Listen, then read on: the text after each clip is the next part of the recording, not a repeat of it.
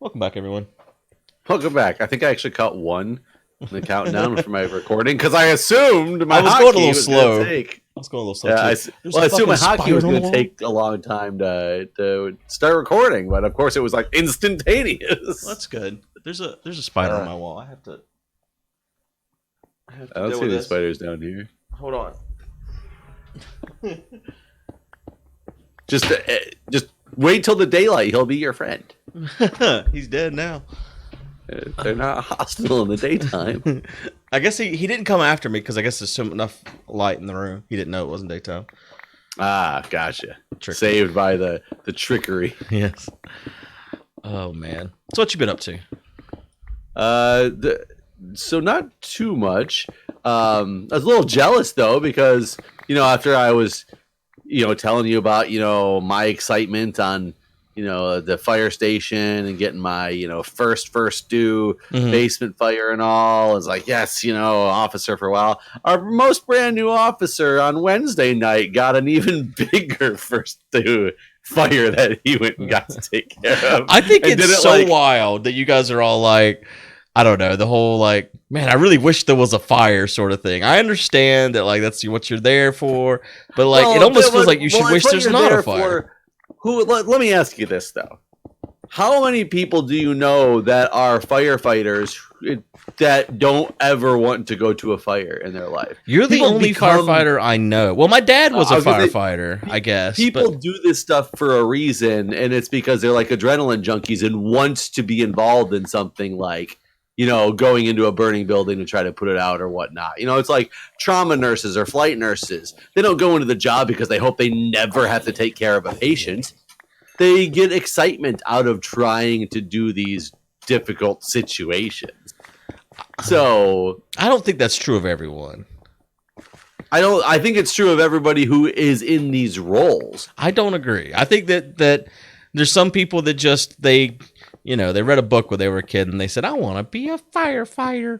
But what was in the book that made him want to be a firefighter? Maybe they saved up a little puppy. Going into these crazy scenarios, right? Maybe they saved a puppy. They didn't want to be in the fire, though. That's still... didn't I tell you at mine there was the cat? No. Oh, yeah, there was... I came over that the owner was outside and said, somebody please to try to find his cat. 30. Did y'all find it? 32. Yeah, they ended up finding it. I didn't realize the whole time it was in a cage, which is why he said that. And I was thinking, like, why wouldn't this cat have just left his fucking house at this point? All the doors are open. Oh, it was in a cage. And it was in a room that was, like, not affected by any of the fire or smoke or anything like that. So the cat was fine. Who the fuck keeps a cat in a cage? I don't know. I mean, I think maybe it's a new cat and it's getting, like, trained or something. I don't know. Usually just the dogs, though, not cats. Yeah, no, you don't kennel cats. That's weird. Maybe y'all need to go back and investigate. It's an underground cat fighting ring. Yes, yeah. There's something shady here, Jeff. I need more talk.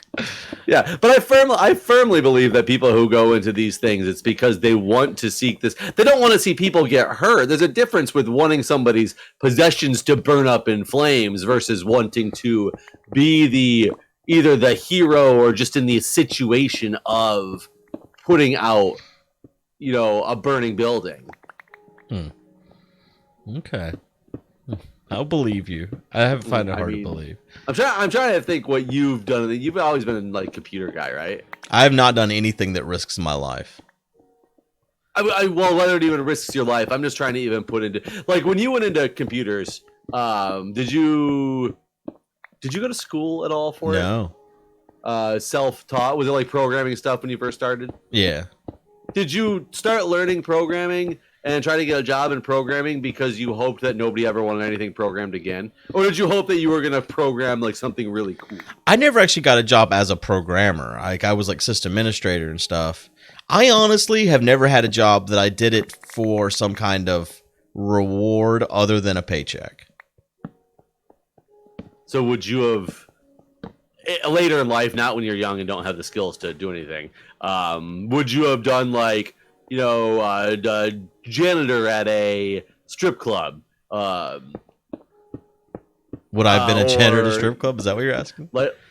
Yeah, I'm trying to think of like a nasty job. Just I do. I don't think I would. I don't think there's any way. No. I would have to. No, I'm qualified to do things other than janitor or strip club. Well, I'm saying, what if you weren't? Oh, well, if I wasn't, then that's sad. I don't know what. I mean, I would wish I wasn't me. I guess. I don't know. Like, that sucks. Like, I hope that I'm. I mean, I guess it's too late for that to happen now because I'm qualified enough to not be. Because you have other qualifications. Right. So, I mean, I'm glad that wasn't me. I don't know. I still think I think money's a big factor in a lot of things, but I still think there's more to it than. I mean, I literally transitioned from job to job because the pay was better. I worked at Shoney's. I got offered a job at the ISP. And I took that job, and I even offered Shoney's to pay me more. I was like, "You can pay me more." And like, "You want to be a manager?" And I'm like, "No." And they're like, "Well, you really hit the end of the line in the whole salad bar attendant thing." And I'm like, "All right, well, I'm gonna go do tech support then." Well, I mean, do you think that most police officers go into it because of the paycheck? I think most police officers go into it because they were bullied in high school and they need someone else to fucking pick on. Okay, I guess there's two sides to that one. There's probably the side of that of altruism, and then there's the side of power hungry. I feel like a lot of police officers are power hungry. I mean, I don't know if I'd say a lot, but I guarantee I know that there's definitely a chunk of police officers are people who do it because they're power hungry. Sure. My dad was a police officer, and he went into it because your dad was a firefighter. Well, he started the fire department here because there wasn't one in our area, and he wanted to lower his insurance rates. So he proposed a fire department, and he got a bunch of fucking people that didn't want it or whatever because of the taxes that were going to be added for the fire tax. And so there was a lot of opposition, and it took him 2 years to do all the research, get all the area mapped out. I had to help him a lot of times. I'd sit in the car and like hold the little rod out the car and like measure distance down roads and stuff. I guess for some of the mapping as far as distance from his proposed area for the fire station. So he founded the fire department. It's really what he did. He was the first president of the fire department. So I know he did go. In fact, one of the guys that opposed the whole fire department, right after it got built, and it was like the first fire they ever responded to was this guy's house. So it was really funny. He always liked telling that story how the guy that was the strongest against it was the first to use it. But he didn't respond to a lot of fires because he was the president of the fire department. But his whole initiative and goal there was basically to lower insurance costs. So it wasn't that he wanted to fight fires. And he was the kind of cop that complained about the guys that always pulled their gun in every single scenario. And he complained about how half the cops were just total fucking assholes. And there was a part, I remember being young, like my daughter's age, and being like, I want to be a police officer. And he was so against it. He was like, you absolutely do not. And I remember him just going off about what total assholes half the cops were, and how they all think they're better than everyone else, and just all this stuff. It's interesting because my dad was a cop too. That's right. And he absolutely was against me ever wanting to become a cop. Not because, well, he never got into the details of why. I don't think it was because he thought everybody there was assholes. He did say that it was a lot different now than it was when he joined, and it was way more political, and it wasn't a landscape he ever wanted to see us. My dad complained a lot about politics too. Like my dad, he hated the current sheriff, and he talked about how corrupt he was and all this other stuff. So my dad was gearing up to run for sheriff, and then they set him up. Like my dad did smoke pot, so he's not innocent in this scenario. But they planted some pot, or he's always said they did. I don't know if this is true, but the way my dad described it, they planted some pot in his car and then busted him for it. And he's like, he's like, I was always real careful when I bought my pot and all this stuff. And he's like, so I never would have put myself in the situation that I got put in. But he always claimed that the sitting sheriff set him up because he was going to run against him. Again, I don't know. I don't know if that's true or not, but that's just what I was told. But it could be. I wouldn't put it past anybody in politics. No. Politics is like one of the most corrupt things that has ever existed. So baffling too. Yeah. So I don't know. I mean, you've heard me bitch a lot lately about nurses, and I know you are one, but I'm got to the point where I'm convinced there ain't a single fucking nurse that does it long term that actually likes their job. Like, I feel like people... There's a lot of people who get very jaded very quickly in the nursing field. I believe it. I 100% believe it. I believe these people go in thinking that they want to help people or whatever, and they're going to be great, and they're going to do this and that, and they're going to save the world. And then I think they start dealing with the patients, and there's all different kinds of patients, and a lot of them are probably hard to deal with. And then they get to the point where every patient is the trouble patient, and then no matter what, you're just like, "Hey, can I get a drink of water?" And in the back of the nurse's mind, they're like, "Fuck you," and that's what it feels like.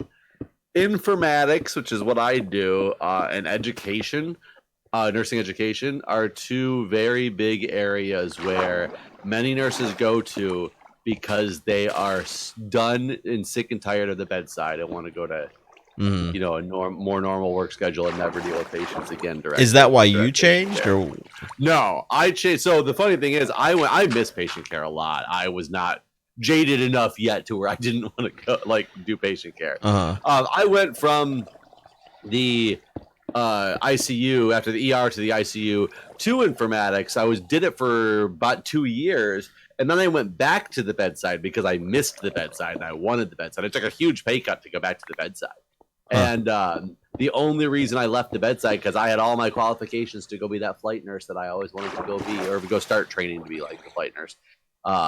Or in a trauma nurse. And at the same time, the director of informatics, the position I have now, randomly opened up. And I just threw my hat in the ring. You know, it was a shot in the dark. Never thought I'd have the opportunity. And when I got the opportunity, like I was offered the job, it was like a once in a lifetime. I couldn't pass it up because I never have that opportunity. I can't say never have it again, but at that point in my career, having the opportunity to be a level 1 trauma center, almost 1,000-bed hospital in downtown Washington D.C. area, be the sole director of nursing informatics was such a resume builder for the future. I could not pass it up, or I'd be an idiot. And it's sad because I want to go back to the bedside, but now that I've started on this whole different path, for one, I'd never make the money that I make back to the bedside. Yeah. And for two, I'm so far out of practice with it that if I go back to the bedside, you lose everything that has to do with informatics. And if you go to stay in informatics, you're losing all the pieces that make you the bedside nurse anymore. Yeah. Gotcha. All right. Well, we've made it to the water. I don't really know how to proceed from here. But I want to make like a dome. I was going to say, you had found out what height we needed to be at. Was this the right height you wanted? Yeah, this is the right height to come out over here. Let's see how far we are from this ravine, I guess.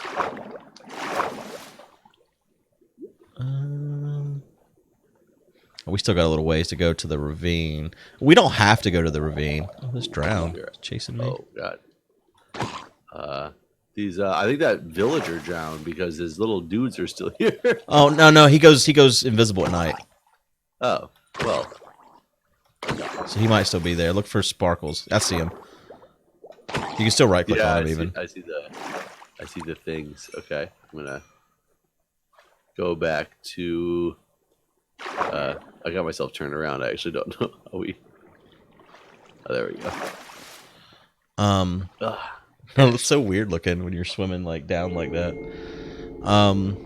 So the ravine is still kind of far away. I didn't expect this to come out like that. But that's kind of okay. We could make glass and start putting glass here, I guess. But how is the glass going to be? Straight out until we hit the ravine? I guess it could be. We could just make a straight tunnel until the ravine with a glass roof here. But then I was thinking once we get to the ravine, kind of making... I don't know. What's the ravine?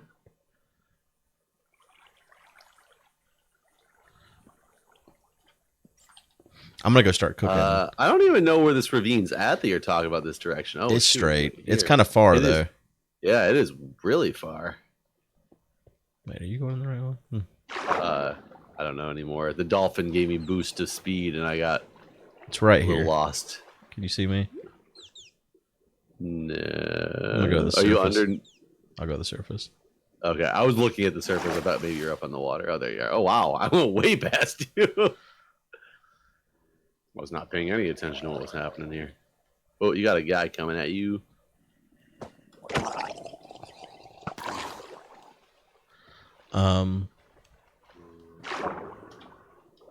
Yeah, it's like right here doing a Just, dome. But we could start the dome even earlier. I don't know how to incorporate the ravine into this dome.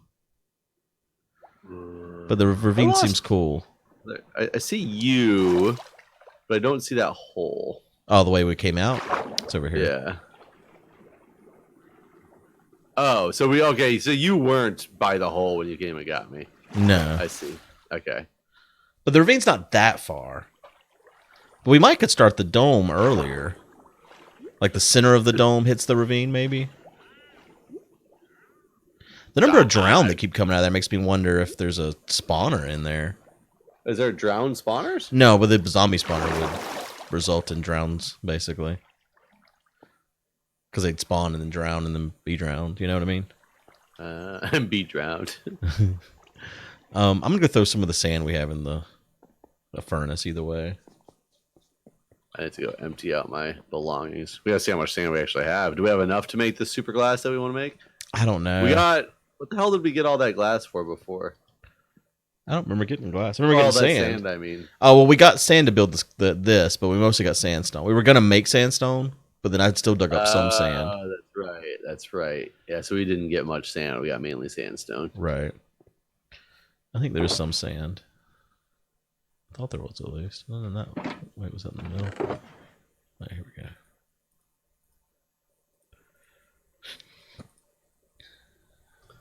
I mean, we can make a bunch of furnaces, except you can't with anything from my pick, because my pick's all straight up stone. Oh yeah, we still have enough to make a bunch of furnaces, though. And I did grab a bunch of coal, so we should be good with coal. Yeah, my pick's not like yours. This is my pick. There are many other picks like it, but this is my pick. I don't remember how that goes exactly, but it was something similar to that. That's very close. What's that from? I can't remember the context of that. Full Metal Jacket. Ah, yes. And it was about his gun. Right. Yeah, have you seen that movie? I have. That means, what was your thought? That's a Kubrick movie, isn't it? Stanley Kubrick. Oh, sure. I don't even know actually. I'm pretty sure it is. That was a good movie. I thought. It's been a long time since I've seen it. It's been a very long time since I've seen it, and I know a lot of people think the world of that movie, and I will be honest, I've only seen it full through probably twice in my life, and in my mind it's two different movies. There's like when they get out of boot camp, it's just a whole different movie from that point forward. Yeah, which I thought was really interesting, and I didn't quite understand why it was that way. And then it was.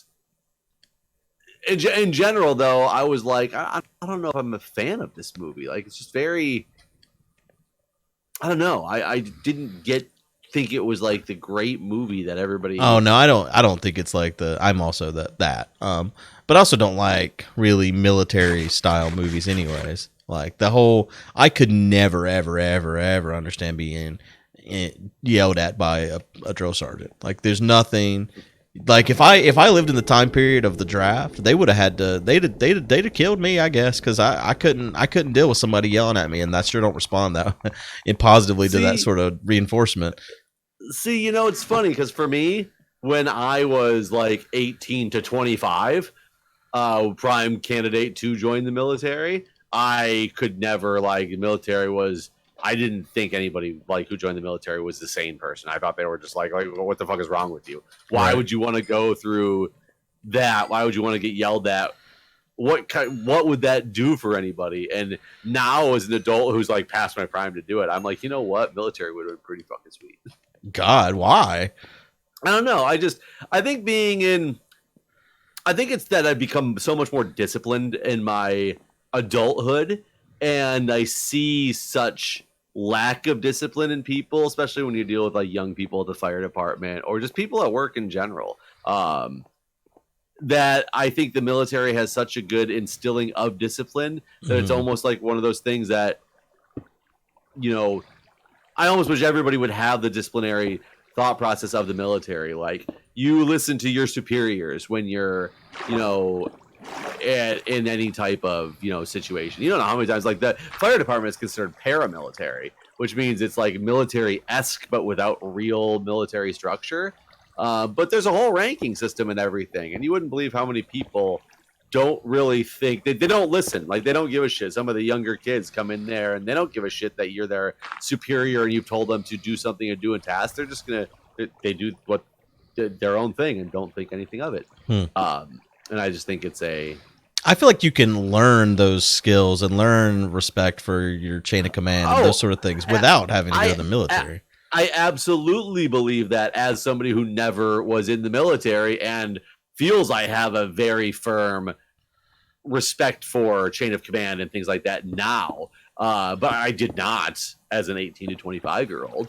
But I feel like it would have been nice to have those skills instilled in me earlier than picking them up myself from just like the things that I do. I mean, maybe there's some benefit for some people. It certainly is not. It's not my it's not my learning style. I don't respect you for, if you yell at me, you lose my respect. You don't gain it. Not in the military. Well, that's the thing. That's why I couldn't be in the military, because I couldn't.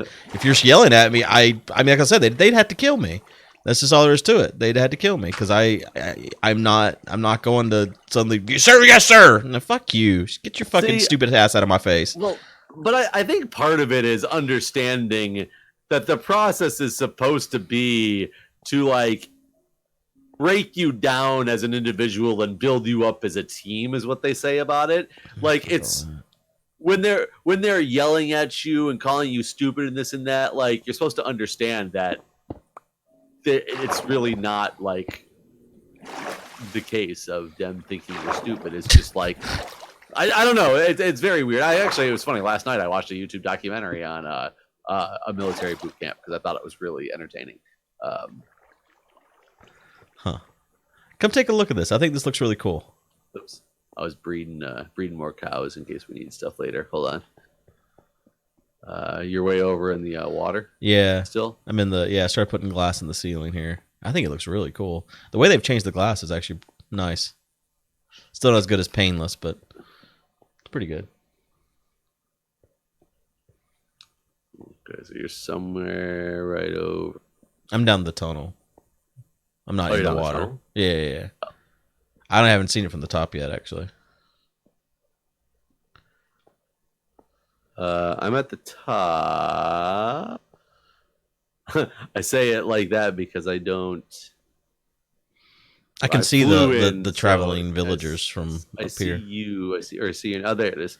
There it is. Oh yeah. Hi. Here, you can come in right there. Quick, get some air. I cut you a hole. I see one in the front, right? Yeah. Yeah. Nice. Oh yeah, this looks really cool.